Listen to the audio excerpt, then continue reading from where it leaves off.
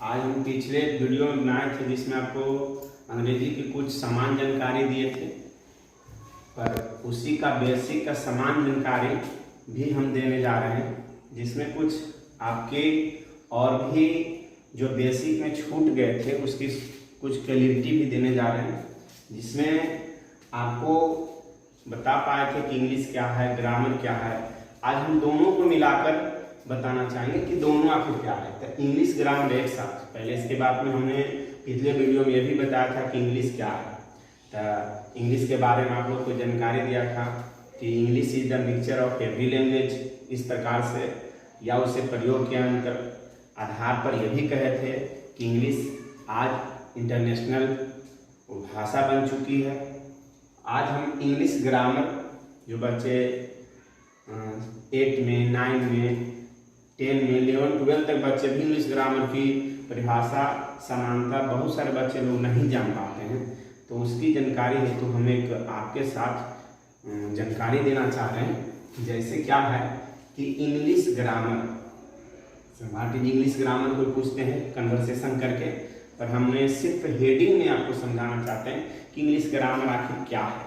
तो English grammar की बात करते हैं तो English grammar teach us read, write and speak correctly। फिर से याद करते हैं कि इंग्लिश ग्रामर टीच हम लोग को सिखाता है, us हम लोग को सिखाता है, रीड माने आपको पढ़ने के लिए, राइट लिखने के लिए और बोलने के लिए, वही सही से जिसे हम लोग इंग्लिश ग्रामर कहते हैं। फिर से आ जाते हैं इंग्लिश ग्रामर, अब कहता है नोन एज इंग्लिश ग्रामर, उसी के नाम से या उसी जैसे कि हम लोग इंग्लिश ग्रामर कहते हैं। ये नहीं कि 100% ये आपका परिभाषा, और भी आप लोगों ने जिस प्रकार से हम लोग व्याकरण पढ़ते हैं, तो व्याकरण आखिर क्या, हिंदी व्याकरण बोलते हैं, तो वह व्याकरण वह शास्त्र है जिसके माध्यम से शुद्ध शुद्ध पढ़ना, शुद्ध शुद्ध लिखना तथा बोलना आता हो, उसे व्याकरण कहते हैं। इस प्रकार हम लोगों ने हिंदी में परिभाषित करते हैं। तय लाइक ऐसे है, तीन ही शब्द पर तो ध्यान देना है कि उसे लिखने के लिए, उसे आपको पढ़ने के लिए आना चाहिए, उसे लिखने के लिए आना चाहिए और बोलने के लिए वो भी कैसा, सही सही करेक्टली होना चाहिए। अब आते हैं उसी में एक और भी एक शब्द है छोटा सा, अल्फाबेट, माने हम लोग वर्णमाला कहते हैं। तो इसे परिभाषित के रूप में हम देना चाहते हैं, छोटी सी पहचान है।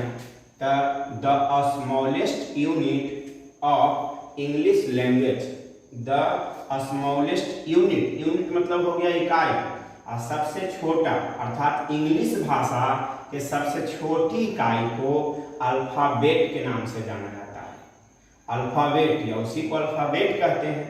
जैसे हम लोगों ने A, B, C, D, ये जेड, और भी आप तो जान भी करते हैं कितने, 26। आपका there are 26 letters in English alphabet. English alphabet में आपको 26 लेटर है।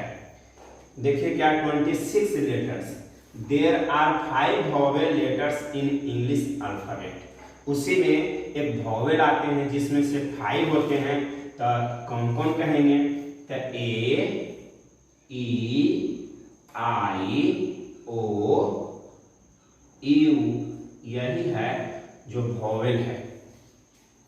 इतना तक हम लोगों ने वोवेल की जानकारी, और ये 26 लेटर है, जिसमें से और भी वोवेल के अलावा और भी कुछ है उसमें। देयर आर 21, 6 में आपका 5 तो इधर चला गया वोवेल में, अब बन गया 26 में 9 या 5 बच गया 21, यही 21 कॉन्सोनेंट। देयर आर 26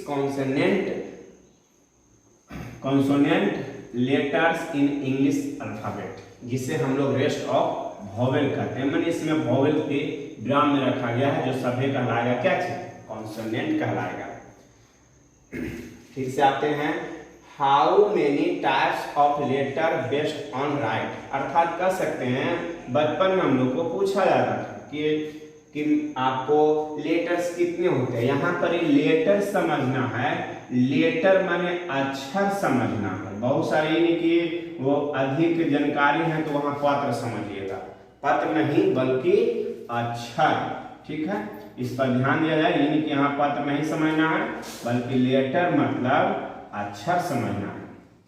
देखिए तो कितने, how many types of letter based on write, यानी लिखने के आधार पर लेटर कितने प्रकार के। तो there are 3 types of letter based on write, यानी लिखने के आधार पर लेटर 3 प्रकार के।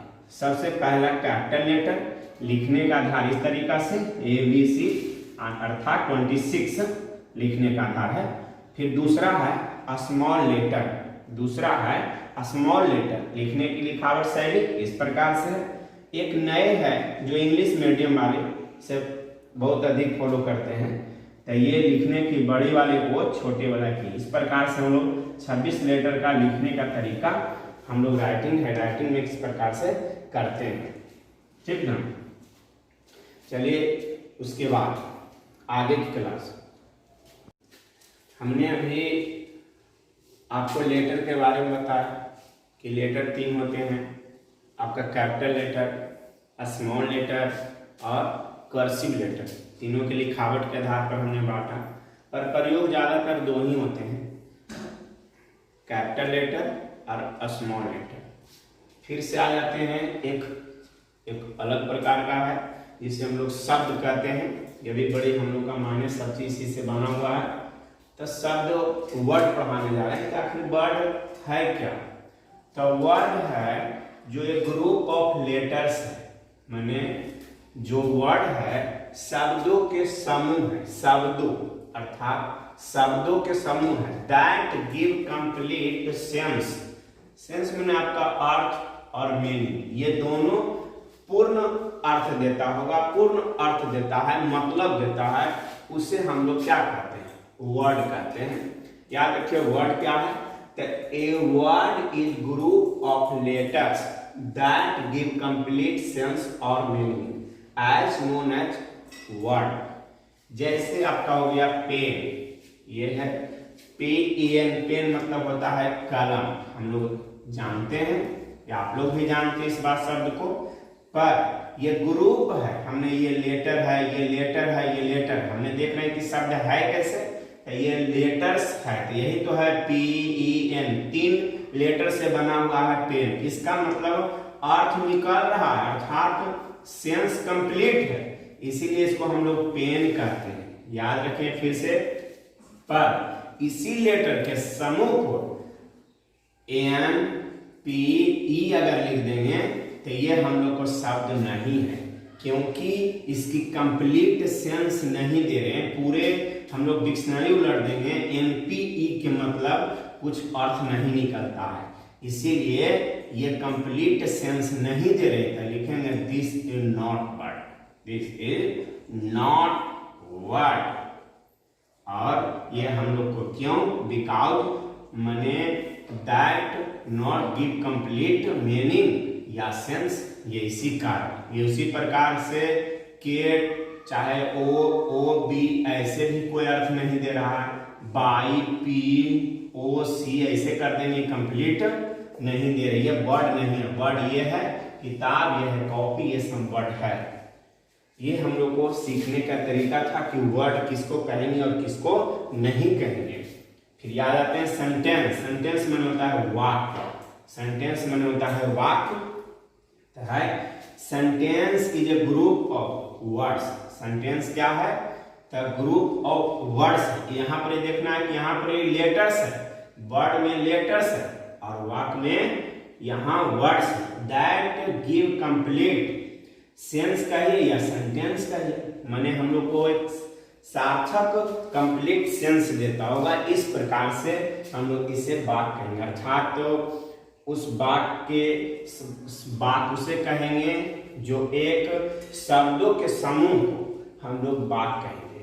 जैसे Ram is a good boy, ये है, इसी प्रकार से अगर लिख देंगे a good boy is Ram, ये वाक्य नहीं है, ये वाक्य नहीं है, इसे वाक्य नहीं कहेंगे, क्योंकि इसका सेंस अर्थ सब वर्ड का समूह सही है, पर हेर फेर के कारण यह अर्थ नहीं दे रहा, इसलिए वर्ड ये बात नहीं होगा।